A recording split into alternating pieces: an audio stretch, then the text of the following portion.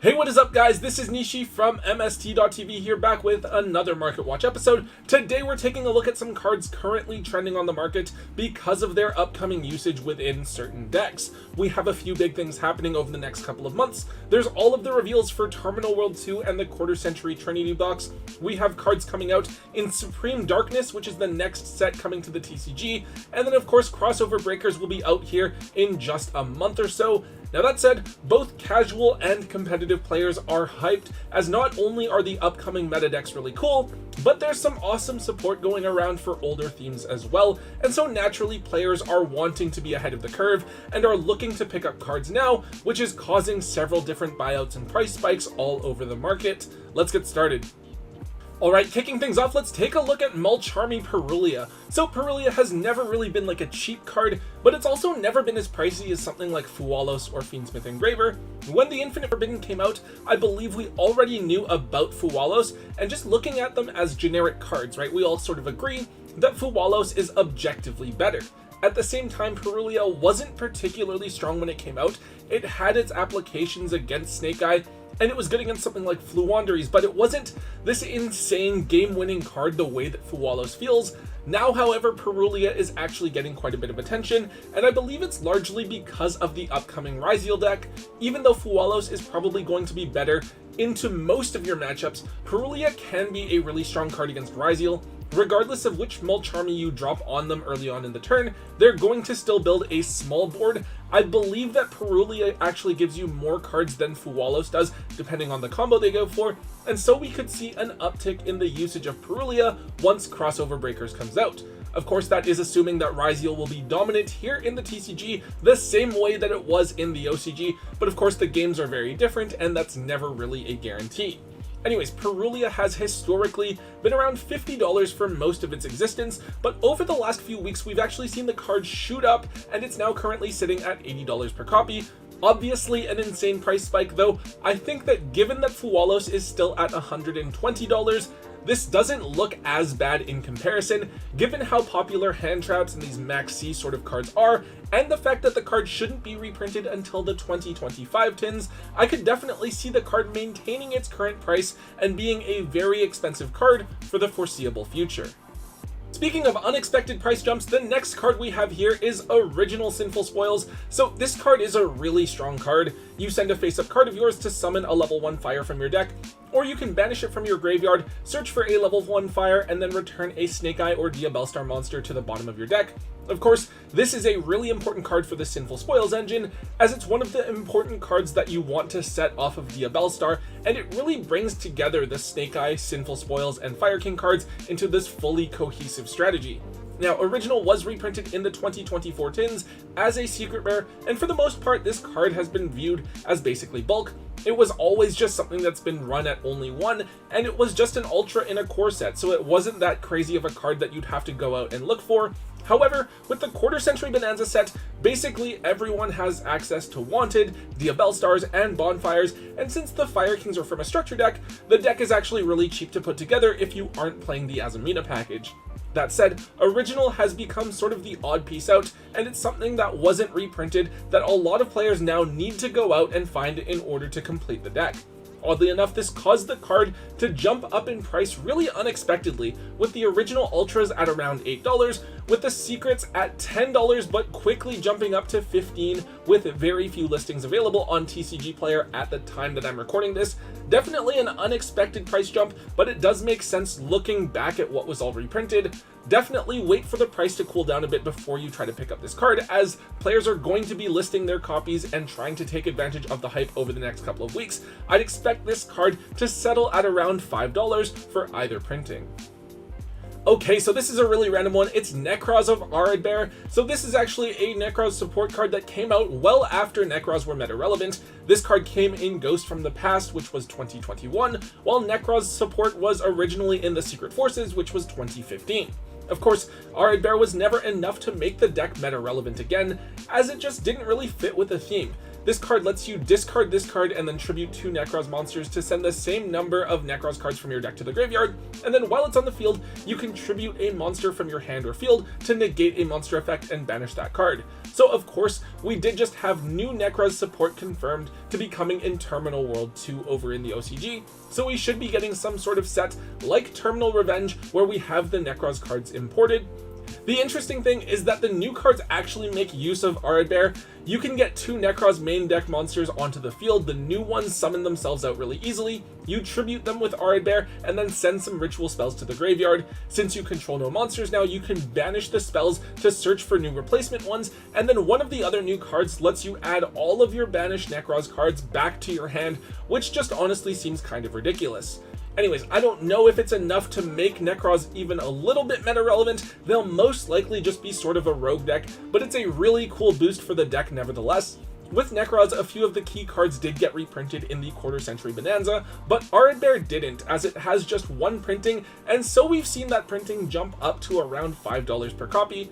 This one is sort of a gamble, right, since we don't know if R Bear will be reprinted in that upcoming Battles of Legend type set itself, or if it'll be excluded, or if it'll be in an OTS tournament pack.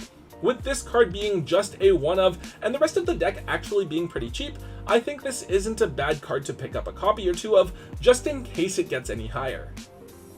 Next up, we have No Punk Foxy Tune. So one of the other products coming out in the OCG is the Quarter Century Trinity box, and in there we're getting a couple of brand new Punk cards. The cards actually do seem really good. I feel like a lot of the legacy support that we've been getting for 2025 is actually really cool, so I'm excited to see more of it. Anyways, Foxy Tune is a key card for the Punk deck. It has a couple of effects, but the main thing is that you send it and another card from your hand to the graveyard to summon a Punk monster from your deck other than a level 8 one. Now the good thing is that this discards the other card as part of the effect resolution, so if this card gets hit by Ash, you don't have to send another card to the graveyard as well, but this is important because it lets you get a body onto the field to start off your combos without having to burn your normal summon. Foxy Tune is a card that has seen play with the Punk cards a couple of times in the past. It was used with the Tenyi, Adventurer, Rose Dragon cards in that big pile deck, and I believe you ran this card in Gold Pride Punk as well. Anyways, with the new support, we are seeing some small bumps up all across the board. For high-end printings, we have the QCRs that have gone from $30 all the way up to $70, while the collector's rares have gone from $20 up to around $45 to $50. And then for the budget versions, both the original Ultras and then the reprint secret rares are up to around $5 each. This one is kind of like with the Necros stuff. It's a toss-up depending on where it gets imported and whether or not we're going to see other cards from the theme reprinted at the same time. Given that most of the Punk stuff has been reprinted, I would assume they're not going to just mass reprint it all again, so I would personally be making sure that you pick up a playset of all the Punk stuff that you want to use, just in case. On to the next one, we have Welcome Labyrinth. So Labyrinth is a deck that has really been all over the place for the last while. Before Arius came out, they looked like they were going to be the best deck in the game, but then they completely fell off. Ever since then, the deck has seen some mild success, but never like what we thought we were expecting when everyone thought Turn 0 Eradicator was going to ruin the game. Now at the moment, Lab isn't a crazy deck by any means, but they're just good enough to where the deck has been getting some attention recently. I believe that they did take a couple of top 16 spots at YCS Lily. Overall, I don't think that Lab is a bad deck, it just kind of depends on the format as well as the player. However, the deck is pretty affordable to put together, since basically the entire deck has been reprinted and made accessible, and the deck is being talked about just enough recently that we're starting to see a couple of pieces trending upwards in price. Welcome Labyrinth is the main piece that we're looking at here, the original trap card for the deck that can special summon a Labyrinth from the deck, as well as reset itself to the field.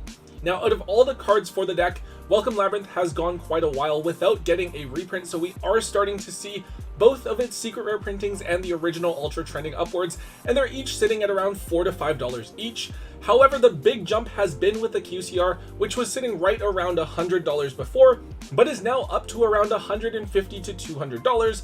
I think that technically right now, the cheapest one available on TCG Player is about $300, but we haven't seen anything sell for above $200, so make of it what you will. If you do own this card, it might just be worth throwing it up for sale while it is so expensive to see exactly what it is that people would actually be willing to pay. Alright, now this is a more recent one. We have Atignister. So the Atignister archetype is a really interesting one. They have a really good field spell and an amazing Link 1 monster, and their extra deck options are actually pretty crazy as well, but they are a deck that just wants to make a big Towers-esque monster. And the one time I played against the deck, I think I resolved Droll against them in back-to-back games and it was over in like 10 minutes.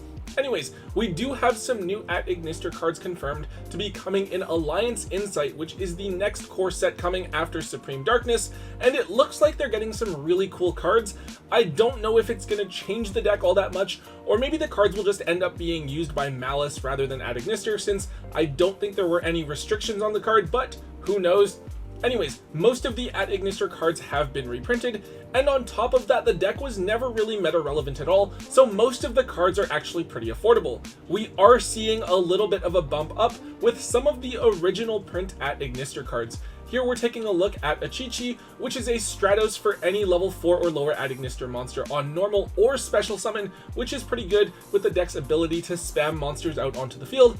With Achichi, the ultra rare reprint in the tin basically hasn't moved at all, it's still only a quarter or so, but we've seen a small bump up with the original secret, which has gone from being $1 or $2 to now sitting at $5 to $6, and we've seen a similar thing with the Atignister field spell and the yellow Atignister as well. Both of those have secret original prints and ultra rare reprints. I wouldn't expect too much from this card or from the deck in general, since it's probably going to be a rogue strategy. Maybe keep sets of the lower rarity Atignister cards just in case it becomes good and you want to try using them, but for the most part you guys will be wanting to offload these while they are seeing a small amount of hype. And finally, the last card that we're taking a look at for today is Shens Dojo. So this card is of course a card for the 6 Samurai deck, which is one of the most famous archetypes in the game's history. The deck just got support in Rage of the Abyss, and although the deck isn't meta relevant at all, it's actually pretty cool because the deck's whole strategy of just comboing forever and building this crazy board or trying to FTK the opponent has basically remained the same.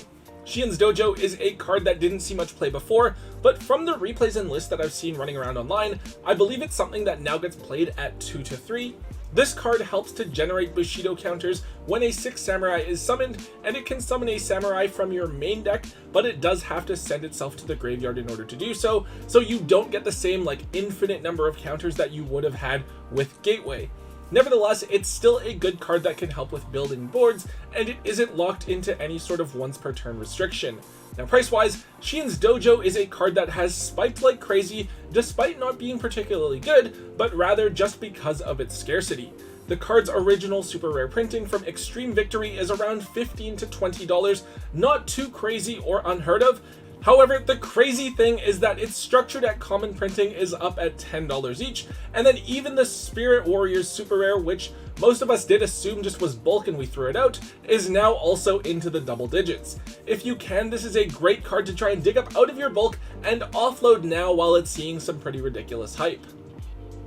Alright guys, that is all we have for today's episode. Definitely some interesting stuff, though a lot of this isn't really going to have any sort of impact on the format until probably like later into the first half of 2025. What we're excited for now is to look at the crossover breaker set, which is going to be coming out in just a month, as well as later this week we'll take a look at some of the aftermath of the release of the quarter century bonanza, because I haven't actually talked about any of that stuff yet. I've just been super busy. It's like my girlfriend's birthday and my mother's birthday on back-to-back days this past weekend, so a little bit of insanity, but we're just getting back into the swing of things.